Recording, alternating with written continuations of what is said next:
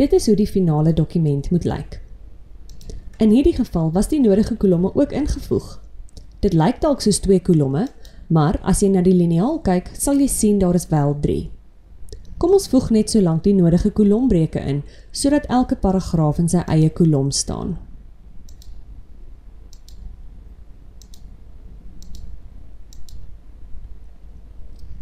Let op dat daar geen section break na die 3 blou kolomme is nie. Ons moet 'n continuous section break insit voordat ons in een kolom kan aangaan en die rooi teks kan skuif.